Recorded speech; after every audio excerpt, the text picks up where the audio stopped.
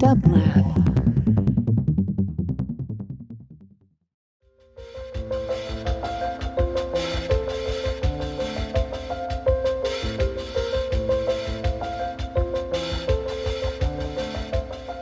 Welcome to the Quarantine Tapes, a daily podcast from Onassis, LA and dublab.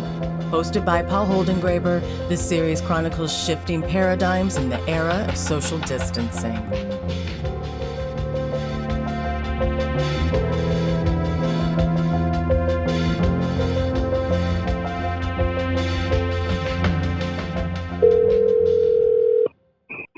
Hello. Hello, can I please speak with Julian Sands? Yes, you are speaking to Julian Sands. Hello, Paul. Hello, thank you so much for taking my call and for being a part of these quarantine tapes. How are you? Well, I love the quarantine tapes. I've listened to them every day since you began broadcasting. Oh, thank you. Thank you so much. Well, thank you. It's very diverse and interesting and humbling. So thank you. Well, thank you so much. Humbling in what way? I'm curious about that. Well, for instance, today, hearing from Dr. Lamas today, being a little more on the front line of the fight against C-19, makes my sort of contemplative existence rather inert by compare. I think that's what I mean by how. You know, I feel the necessity really to gather a concert of voices, and having you on the show is very important to me, and I'm very glad that you're part of it. You were talking about your contemplative moment now during these quarantine times, and in a note you wrote that you in some sense it brings to the foreground what you call slow time, quietness, stillness, and breathing. And I'm curious how you might be able to unpack these terms. I'm always taken whenever I think about the word slowness. I always think about two quotations, as you probably noticed. I quote a lot, but there's one I very much love of Graham Greene, where he says, "There's a virtue in slowness which we have lost." And in some sense, yes, I wouldn't disagree with Graham Greene. Which is the other quotation? The other quotation is by Walter Benjamin, who said that man no longer works at what cannot be abbreviated. Yes, well, I mean, wise words from both. But in the 1990s, there was a very sort of popular movement, which I think began in North Italy, called the slow movement, which was all about slow food, the development of the slow food supply and consumption.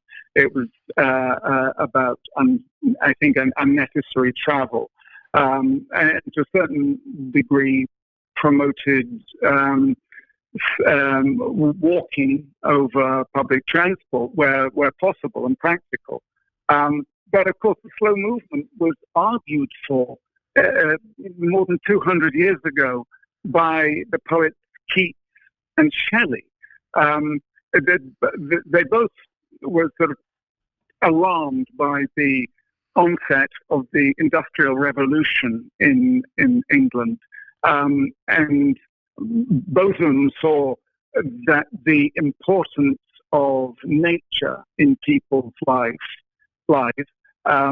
actively or reactively, was being eroded, and with those very words, they talked about. Famously in Keats' Ode on a Grecian Urn, he begins it: "Thou still unravished bride of quietness, thou foster child of silence and slow time." Slow time. I mean, it's something which he then goes on to say about this urn, which he's addressing, when old age shall this generation waste, thou shalt remain in midst of other world than ours, a friend to man, to whom thou sayest, beauty is truth, truth, beauty. That is all ye know on earth, and all ye need to know.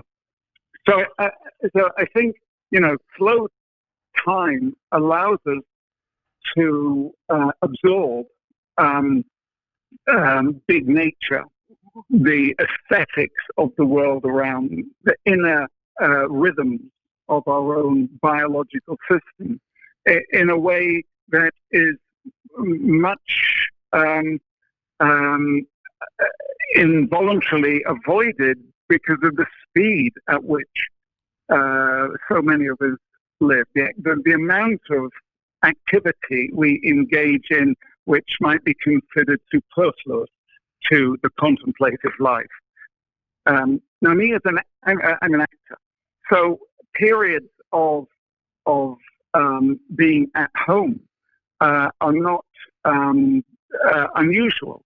I'm prepared by the nature of my vocation to be at home and endure the weeks or perhaps months of what I would call fallow periods, where one isn't sort of inactive exactly, but one is just nurturing oneself for whatever the next project may be. And for me, that requires, for me personally, there's no rules about this.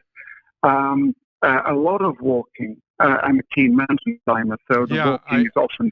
I read about your passion for mountain climbing, and so when you use the word nurture, first of all, I'm curious. The Keats you quoted came from memory, I imagine. Yes, well, but I cheat because over the last 2 or 3 years I've been touring a show called Keats Shelley Ghosts and Lovers, which began in Rome at the Keats Shelley House Museum when they published an anthology of collected works and asked me to write the preface, and which I agreed to, but after a conditional of waiting for me to really re-immerse myself in their work, I couldn't believe, Paul, how contemporary, how modern, how vigorous, how vital, how political, philosophical, and sexy it all was. And and from my school days, I was much more interested in Ted Hughes or Harold Pinter, people with obvious contemporary muscle and presence. The romantic poet, I had a passing familiarity with. So being able to quote their work, it's what I do in my show. Yeah, well, it's hardly cheating, right? But it's very humbling of you to say cheating. You just what you mean to say is that you know it by heart, but only recently, but still by heart. And I think there's a connection between knowing things by heart and maybe the kind of peregrination of walking and taking time, because I imagine we could have a long discussion, which we can't have now, but I hope that when this quarantine ends, we will in fact be able to have it in person. I know that I know that there are the advisories of limiting daily exercise, but I think anybody who lives in Los Angeles has the opportunity to walk much further than they think they may be capable of. I mean, we were designed to walk. That's what our legs are for. And because there is generally a big sky around Los Angeles, there isn't the extreme high rises you'd find in a conurbation like New York or even London. The vegetation at this time offers such extraordinary blossom I so agree with you. I had occasion once to speak with David Julian, who wrote a whole book about walking in Los Angeles, and in a Yeah, way going against the grain of the cliched version of what Los Angeles is about, namely a city where people don't walk. It's very interesting yeah. to me now, during this quarantine period, to see streets that are completely empty, but The streets are. where people are in fact walking, even if during this social distancing moment, a very strange term. I would love to speak at some point with a sociologist about this whole notion of social distancing. But what is so interesting to me now is people are walking. Even if they turn their heads away from you as you pass them by, there is a real desire to move around in that way. I'm reminded also, I remember quoting once to Pico Iyer, who was also on this show, a wonderful essay by George Santayana, which he wrote in the early years of the 19th century, of the 20th century, where he said that Aristotle said that plants are firmly planted in the soil, while human beings, Aristotle said, have the intelligence of locomotion. So we have, Well, that's a wonderful quote. isn't And it? for anybody who's listening, I could only recommend Richard Powers' The Overstory, I adore it. Yes, and explores that notion in such a beautiful and profound and moving way. I just finished it. Yes. But back to the walking and And the the climate. blues, the narcotic sense which drifts. What I found is that although there might be an avoidance of the fellow walkers because people are generally observing social distancing, there is very often, more often than not, the raised arm of greeting, the sort of the nod of the head, Right. which is so reminds one of the community Right. and the necessity of communicating some sort of acknowledgement of this being a shared experience. And I think that's very refreshing and reflects a desire, a fundamental desire people have to reach out. Right. To stay connected. And that's really To stay connected in some way, even though we can't touch each other, we still need to be in contact with each other in one form or another.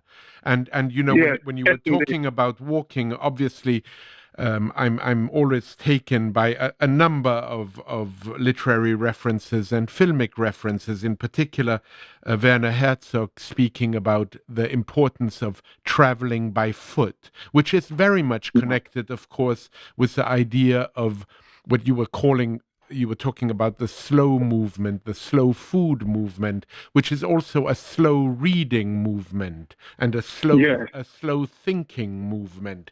And I'm wondering if you have thoughts about how all of what we've spoken about so far connects to the quarantine and what might come out of it. Well, I would hope that when the quarantine is relaxed, people will remember and embrace this longing for community that they may now be experiencing in isolation and apply it to how we go about our daily lives. Remember to apply and appreciate the presence of others as enhancing our own experience, even if they are unknown to us or to some degree different from us. Recently, you were part of a Monday evening concert. John Cage was on the program, And I'm wondering, I had occasion also to be on a Monday evening concert, and Jonathan Hepfer runs it so beautifully. And I'm curious what that experience of that piece of music was for you. Well, for the listeners, I should, the John Cage piece required me to read from newsprint of the day, while other 5 performers played radios, right? Seeming at random stations, but very specifically prescribed in a score. At volume, fade up, fade down, when to be silent. So it was a sort of cacophony of a soundscape, a symphony of it could be music, radio talk, me speaking live from news programs of the day, and it wasn't about the specific information which was coming from the radios or from me. It was about creating a soundscape and an experience for the listener, which allowed them to sort of view view us, but hear this piece and take it as an existentialist impact on the nervous system, devoid of content.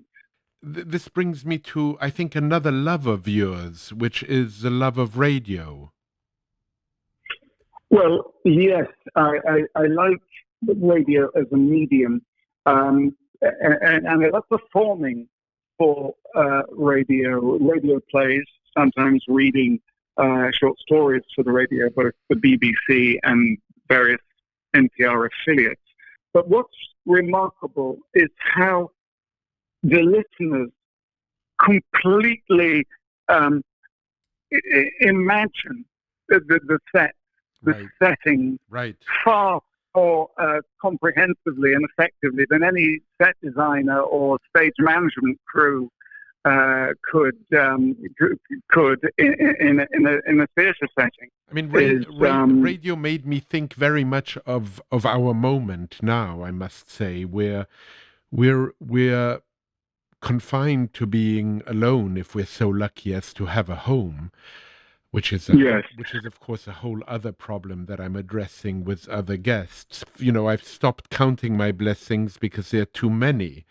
But the radio is this very extraordinary medium whereby which we're alone in the presence of others, and we can imagine others who in a way haunt us. And I want to talk about another haunting of yours, and it's a very strong one, and it's one that I feel that you're never alone quite, because always with you is Harold Pinter. And before you even talk about Pinter, which I really want you to do, I want to read to you my very favorite 2 lines of Pinter. On the 5th of November 2001, he wrote to Sir Tom Stoppard saying, "Dear Tom, thank you for your invitation to host a fundraising dinner in the private room of a top London restaurant.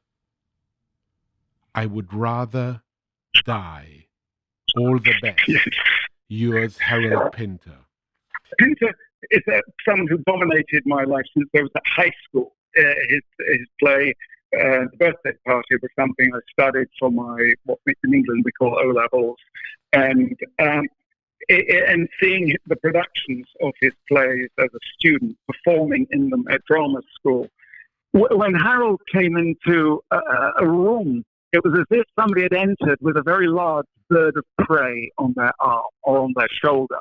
There was nothing benign. One felt surveyed and intimidated, and all eyes would always go to Harold. He had this extraordinary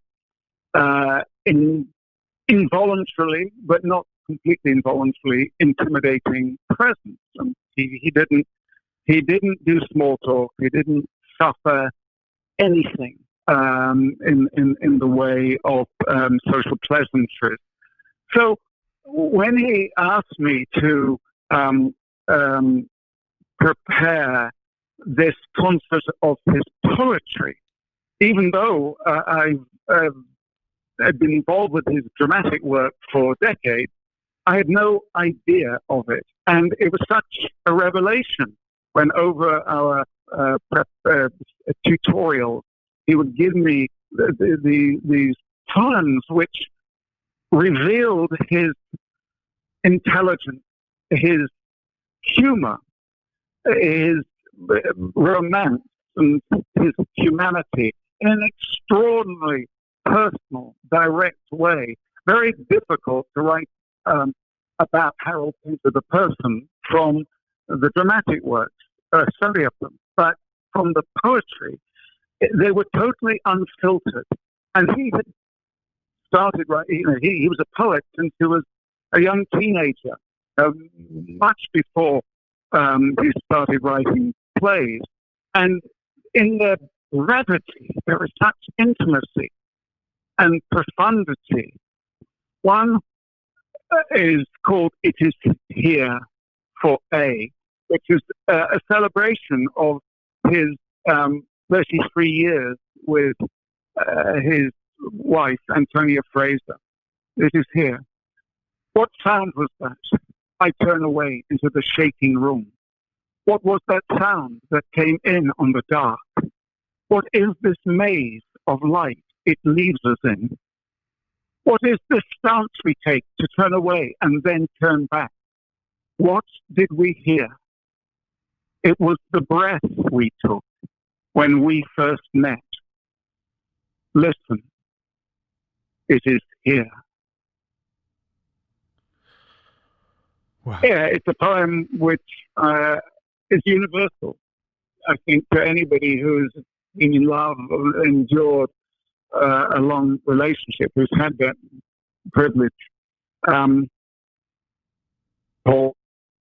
As indeed you. Hello? Yes, I'm very much there, but you just silenced me.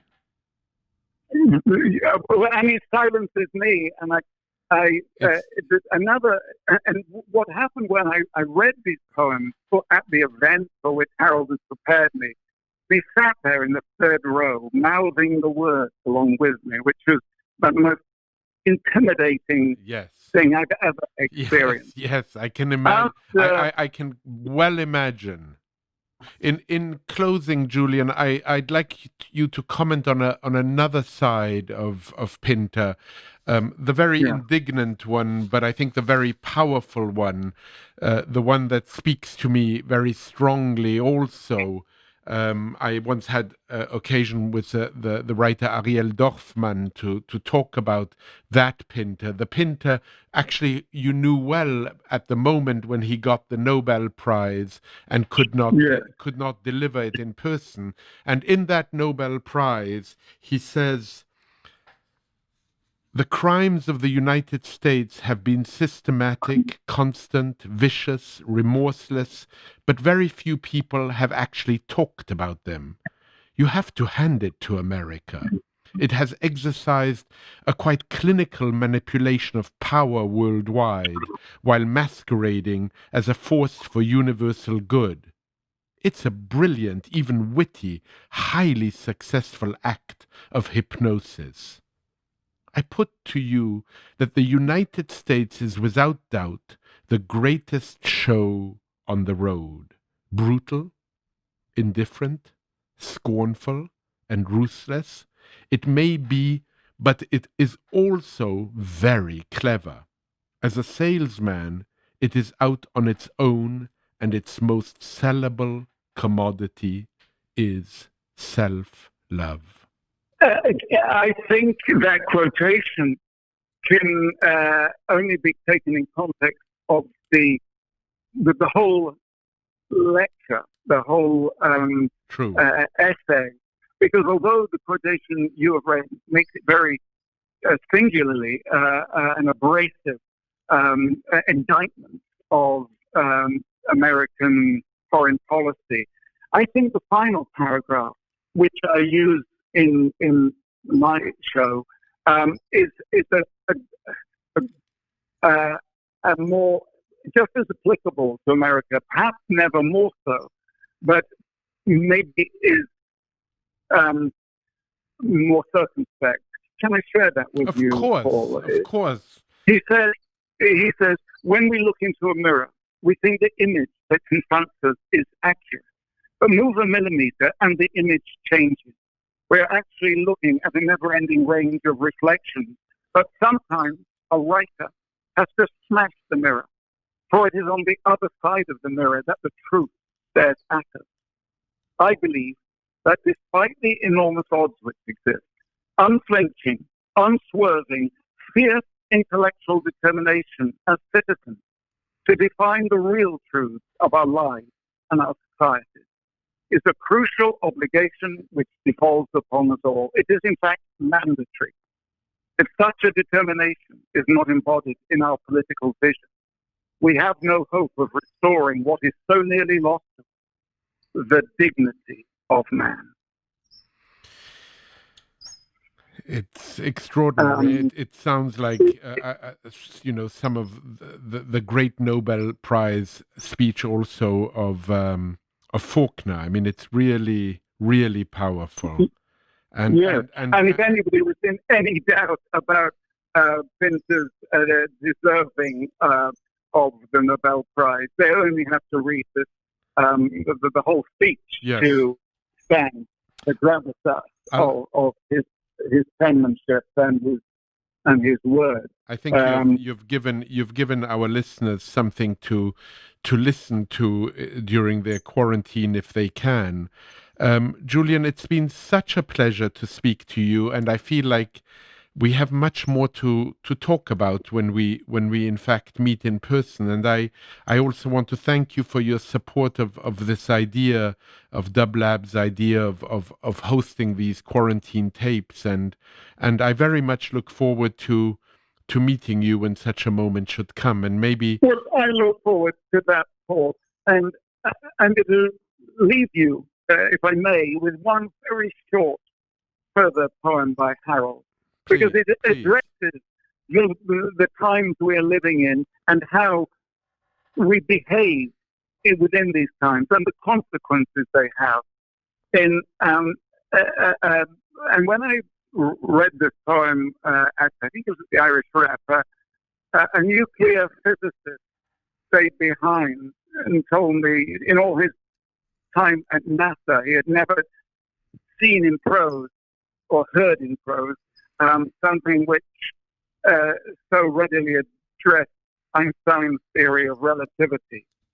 The poem is called I Know the Place. I know the place. It is true. Everything we do corrects the space between death and me and you. A few words can do a lot.